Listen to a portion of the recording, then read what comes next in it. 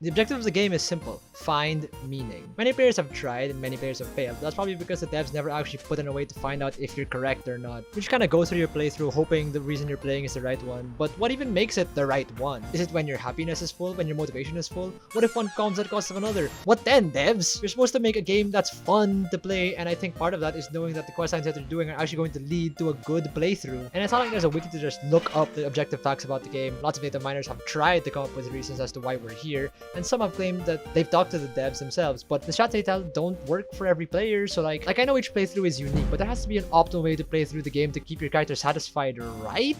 Because if there isn't a guide everyone can follow and every PC is unique, that might mean that we're all on our own. And meaning it's just a unique quest line that every character has to find by themselves. But like, how would you know you're doing it right then? Some people might go to their playthroughs chasing happiness, food that lowers your HP but tastes amazing, games that don't increase your useful skills, or one-off gatherings with other players that last a night and then go away. And we keep going through our life getting the goal to be able to do these things all over again, and it's fun for a while, but then we just get to the end game screen and will we have gotten a 100% or a 5%? There's no way to really know. So what then? Should we chase fulfillment in goals far in the future that might feel like a grind now but will give us a big payoff when we get there? Some people say that they're playing the game for legacy, leaving Easter eggs that players will remember them. Others say that raising the next generation is the ultimate fulfillment, that keeping the game going is the best quest to complete. A few even say that not completing any quest should be the goal, that not having items and any attachment in this life will lead to the most satisfying ending. But they don't, do they know? According to players that have allegedly talked to the devs, there is an endgame. How you get to the good endgame varies from questline to questline. And to make matters worse, they all claim that their endgame is the only real one. So what if I pick the wrong guide to follow? Why would anyone lock the good part of their game behind RNG? That's like bad design, right?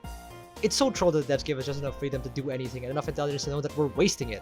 It's equally as much of a throw that the devs put so much effort into the map and complex mechanics into the world, and yet the player base seems driven to make the game all about golden experience. Perhaps we're the ones that messed it up. And I'll admit, because of that, it's kind of hard to find out what you're exactly supposed to do with this playthrough. Because in previous patches, players had to fear everything: PvP, hunger, PvE, and environmental stuff. Our days were filled with action and knowing what we had to do because we had to survive. But now that we've upgraded our facilities enough to do the surviving for us and edited the map so much that we can just live anywhere, all we're left with is to ask ourselves what exactly we're supposed to be doing here. Like, are we even built for this stagnant of a playthrough? But really, is the endgame even the thing we should be grinding for? Should the fear of having a bad playthrough weigh us down? Maybe we're supposed to just enjoy the quests as they are. Maybe this world is made for us to experience what's in it and not care about what happens next. But then it's a little sad that there are quest lines that we have to give up on because the game only gives us so much time before a player character dies. But maybe that's what makes the playthrough valuable, that we only get so much, so every moment we have is valuable. Every quest completed, every sight seen is as glorious as they are unique.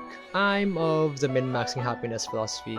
That entails finding happiness and satisfaction in all the small events in our days, so that the journey to our final quest isn't as boring. Like, yeah, sure, the quest might be go to our 9 to 5, complete the work, do this meeting, but maybe also it's sit in the forest, read a good book, watch the sunrise, hear the birds chirp for a bit, see friends you haven't seen in a while, talk to people that you don't know, find out new things, small things as they are, and appreciate them because someone took the time to put this lore into our world.